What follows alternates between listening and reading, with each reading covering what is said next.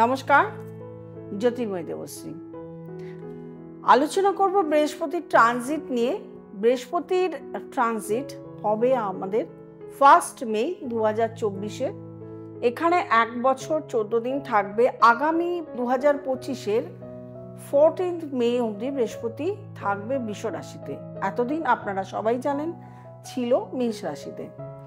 বৃষ রাশি প্রত্যেকেই জানি আমরা, এখানকার অধিপতি গ্রহ হচ্ছে শুক্র গ্রহ, অর্থাৎ শুক্র গ্রহর সঙ্গে ঘরে ঢুকছে বৃহস্পতি গ্রহ, অ্যান্টি গ্রহের প্রবেশ করছে এবং দুটোই প্রায় সম প্রজাতি, মানে একই ধরনের কাজ বা দুজনের একই পাওয়ার।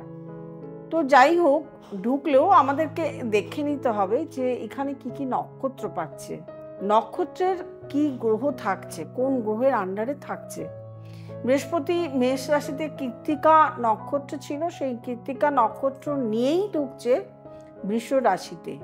এখানে 3টি নক্ষত্র পাচ্ছে, কৃত্তিকা পাচ্ছে, রোহিণী পাচ্ছে, মৃগশিরা, রবি, চন্দ্র এবং মঙ্গলের নক্ষত্র। বৃহস্পতির এই প্রত্যেকটি গ্রহই কিন্তু শুভ গ্রহ, বৃহস্পতির সঙ্গে ভালো ফল দেয়। সুতরাং বৃষ রাশিতে ঢুকলেও বৃহস্পতি কিন্তু এখানে ভালো ফলদাতা, অর্থাৎ শুভ ফলদাতা। প্রত্যেকটা গ্রহের সঙ্গে যে হচ্ছে এখানে শুভ ফলদাতা। কিন্তু একটা কথা আগে আমাদেরকে মনে রাখতে হবে, আমি যে আলোচনা করছি আজকে করব মিথুন রাশি এবং কর্কট রাশি নিয়ে।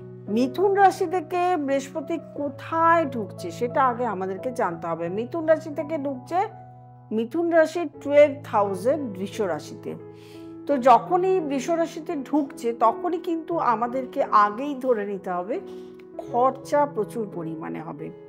এবং বৃহস্পতির দৃষ্টি কোথায় কোথায় পড়ছে, বৃহস্পতির দৃষ্টি মিথুন রাশি থেকে কোথায় কোথায় পড়ছে, 4th হাউস, 6th হাউস এবং 8th হাউসে। মিথুন রাশির এই সমস্ত জায়গায় পড়ছে 4th, 6th এবং 8th হাউসে এবং 12th হাউস। এই যে কানেকশনগুলো, এই কানেকশনগুলো নিয়েই কিন্তু আমাদের আলোচনাগুলো, এই ট্রানজিটগুলো নিয়েই আলোচনা। আমি আলোচনা অনলি করছি ট্রানজিট নিয়ে, কিন্তু অনেকেরই দেখা যায় মিথুন রাশির দশা অন্তর্দশা হয়তো ভেরি গুড, খুব ভালো, বা দশা অন্তর্দশা খারাপ, সেরকম ভাবে কিন্তু প্রেডিকশন করতে হবে। সুতরাং একটা জাতক বা জাতিকা যখন চেম্বারে আসেন, এমনিতেও প্রত্যেকটা ট্রানজিটে কিন্তু দরকার, মানে যখনই কোনো গ্রহ ট্রানজিট করে তখনই কিন্তু দরকার যে একজন অ্যাস্ট্রোলজারের কাছে গিয়ে দেখানো, জ্যোতিষের কাছে গিয়ে বিচার করা। কারণ আপনার সামনের বছরটা যে গ্রহ, যেমন শনি গ্রহ 2.5 বছর, বৃহস্পতি 1 বছর, রাহু কেতু 1.5 বছর, এই যে বড় বড় যে একটা ট্রানজিট ঘটে, এই সময়টা কেমন যাবে এটা কিন্তু জানাটা উল্লেখ্য। আপনার সময় হয়তো ভালো যাবে, তাহলে আপনি সেই রকম ভাবে নিজেকে প্রস্তুত করতে পারবেন, বা আপনার সময় খারাপ আসতে চলেছে তাহলেও মানসিকভাবে সেরকমভাবে রেডি থাকতে পারবেন যাতে সময়, এবং নিজেকে প্রোটেকশন নিতে পারবেন যাতে আপনার সময়টা খারাপ না যায়। এরপরে বলবো মিথুন রাশির জাতক জাতিকাদের যারা বিদেশে যেতে চাইছেন, কর্মরত অবস্থায় আছেন, বিদেশে যেতে পারছিলেন না, বিদেশে সুযোগ সুবিধা পাচ্ছিলেন না, বিদেশে চাকরি পাচ্ছিলেন না, বা বিদেশে ট্যুর করতে পারছিলেন না, তাদের কিন্তু এই সময়টা প্রচণ্ড মানে ভালো একটা সুযোগ আসতে চলেছে। কিন্তু তার সাথেও বলবো খরচা কিন্তু এই একটা বছর প্রচুর পরিমাণে খরচা হবে, সেই দিকে কিন্তু দৃষ্টি দিতে হবে যাতে খরচাটা কম হতে পারে। অযথা খরচা করে ফেলবেন, সাথে টাকা থাকবে না, আপনিই প্রবলেমে পড়বেন। যার জন্যই কিন্তু আজকের এই অনুষ্ঠানে আপনাদেরকে বলে রাখা যাতে এই প্রবলেমগুলো সামনের দিনে না হয়। এবারে বলি, এই যে 4th হাউসের দৃষ্টি, এর ফলে কিন্তু বাস্তু, মানে অনেকের মাকে নিয়ে ভুগছিলেন, কারণ সেখানে কেতু বসেছিল, একটা বাস্তু দোষের একটা প্রবণতা দাঁড়িয়ে গেছিল। মার যে শরীর স্বাস্থ্য খারাপ ছিল সেদিকে ইমপ্রুভমেন্ট হবে। বাস্তুতে বিভিন্ন ধরনের প্রবলেম হচ্ছিল, বাস্তুতে সবার একটা শারীরিক অসুস্থতা হচ্ছিল, সেই দিকের থেকে কিন্তু একটা নিস্তার পাবেন, মানে এই প্রবলেম থেকে। এবং বাস্তুতে যখনই প্রবলেম হয় তখনই কিন্তু আর্থিক প্রবলেমে ভোগেন সেই দিক থেকে কিন্তু আপনারা নিস্তার পেতে চলেছেন। তার সঙ্গে বলবো শত্রুর দিকটা প্রত্যেকের খেয়াল রাখতে হবে। শত্রু কিন্তু বাড়তে পারে এই সময়, সুতরাং অ্যালার্ট থাকতে হবে যাতে শত্রুতার জন্য আপনার কোনো রকম ক্ষতি না হয়ে যায়।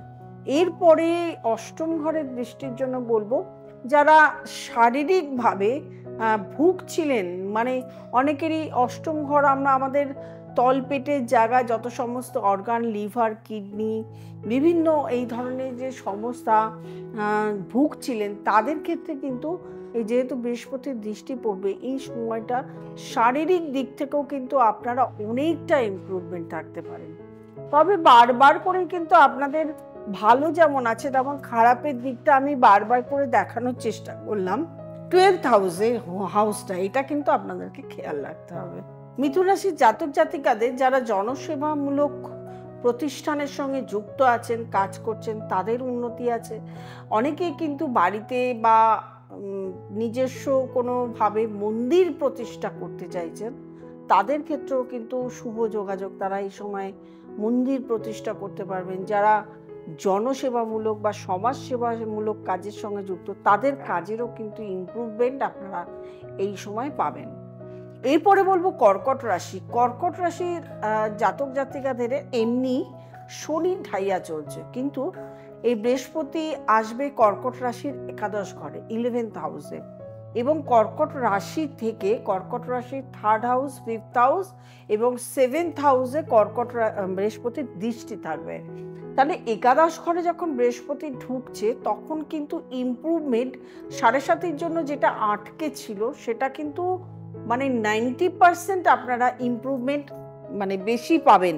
যারা রাজনীতিতে রয়েছেন বা যারা অ্যাক্টিং লাইনে রয়েছেন, যা ফিল্ম লাইনে রয়েছেন, তাদের কিন্তু কানেক্টিভিটি বাড়বে। 3rd হাউসে বৃহস্পতির দৃষ্টি মানে প্রচুরভাবে কানেক্টিভিটি বাড়বে, এবং তার সঙ্গে যাদের ম্যারিড লাইফ ডিস্টার্ব হচ্ছিল, যাদের বিয়ের কানেকশন হচ্ছিল না, তাদের তো ম্যারিড লাইফও ভালো হবে, বিয়ের কানেকশন, বিবাহর কানেকশন তো হবেই। এর সাথে সাথে ব্যবসা এবং চাকরিতে প্রচুর উন্নতি রয়েছে, এবং ভাগ্যের জায়গাতে যেহেতু কর্কট রাশির 9th হাউসে একটা দৃষ্টি পড়বে, সেই জন্য ভাগ্যের জায়গাতেও কিন্তু একটা ইমপ্রুভমেন্ট আমরা দেখতে পাচ্ছি। এবং একাদশ ঘর, বারবার বলছি, কর্কট রাশির একাদশ ঘর, এবং এই ঘরে এতদিন দশম ঘরে কর্কট রাশির রাহু এবং বৃহস্পতি কানেকশনের জন্য বেশ একটা প্রবলেমের ফেস হয়েছে, এবং 3rd হাউসে কেতু বসে থাকার জন্য একটা বেশ প্রবলেমের সম্মুখীন হয়েছে।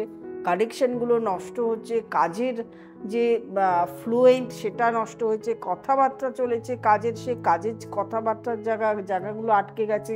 ভাই বোনের সঙ্গে যে সম্পর্ক, সে সম্পর্কের জায়গার স্থিতি হবে, মানে খারাপ হয়ে গেছিলো যেগুলো, সেগুলো আবার স্থিতির জায়গায় ফিরে আসবে।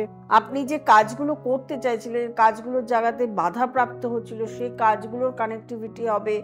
মানে এবার নতুন কিছু যদি শুরু করতে চান, কোনো ব্যবসা বা চাকরির জায়গায় খুঁজছিলেন, ভালো একটা চাকরি, সেই জায়গায় চাকরি বা যেখানে করছেন সেখানে কিছুতেই আপনার ডেভেলপ হচ্ছিল না, এবার কিন্তু ডেভেলপ হবে। বা ভালো যদি একটা চাকরি পেতে চান, মানে সেটা অবশ্যই আপনাকে কর্ম করতে হবে। এবারে বলি, যদি কর্কট রাশির জাতক জাতিকাদের শনির ঢাইয়া এত চলছে, তার সঙ্গে যদি শনির দশা চলে, বা আপনার যদি জন্মচাটে শনি যদি খারাপ থাকে, তাহলে কিন্তু আপনাকে সমস্যায় কিছুটা হলেও পড়তে হবে। তবে বৃহস্পতির জন্য আপনাকে সাপোর্ট এই বছর আপনি পাবেন অবশ্যই। তবে সবসময় বলবো যে প্রত্যেকটা রাশি থেকে যখন এই ট্রানজিটগুলো ঘটে, এক এক জায়গায় ঘটে, তখন সবসময় প্রয়োজন একজন ভালো অ্যাস্ট্রোলজারকে সাজেশন, মানে তার কাছে গিয়ে সাজেশন নেওয়া, যে পরবর্তী কাল আপনার কেমন চলবে, কেমন আপনারা থাকবেন, আপনাদের সামনে কোনো বিপদ নেই তো।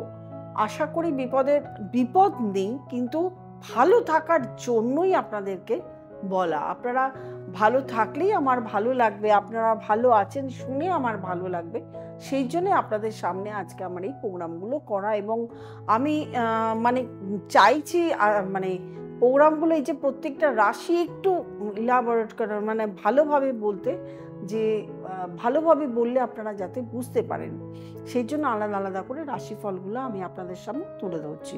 আর নতুন যারা প্রোগ্রাম দেখছেন, ভালো লাগলে অবশ্যই আপনাদেরকে সাবস্ক্রাইব করতে হবে, লাইক করতে হবে, কমেন্ট করতে হবে। অবশ্যই কমেন্ট করবেন কি সম্বন্ধে আমি এখানে বলবো। আপনি কিন্তু মানে অনেকেই আছেন ডেট অফ বার্থ দিয়ে দেন, মানে কমেন্টে ডেট অফ বার্থ দিয়ে দেন, সেটা সম্ভব নয়। অবশ্যই কমেন্টে শুধু লিখবেন কি সম্বন্ধে বললে আপনারা একটু আপনার সুবিধা হয়, আপনারা ভালো থাকতে পারেন। আমি চেষ্টা করবো সেরকমভাবে বলার। আচ্ছা, নোটিফিকেশন বেলটি, অল বেলটি প্রেস করতে ভুলবেন না। আর যারা দেখাতে চাইছেন তারা নিচে যে স্ক্রলে নাম্বারটি আছে সেই নাম্বারটিতে ফোন করবেন, বুকিং করবেন, চেম্বারে চলে আসবেন অথবা অনলাইন কনসালটেশন করে নেবেন। প্রত্যেকে ভালো থাকবেন, আনন্দে থাকবেন। নমস্কার।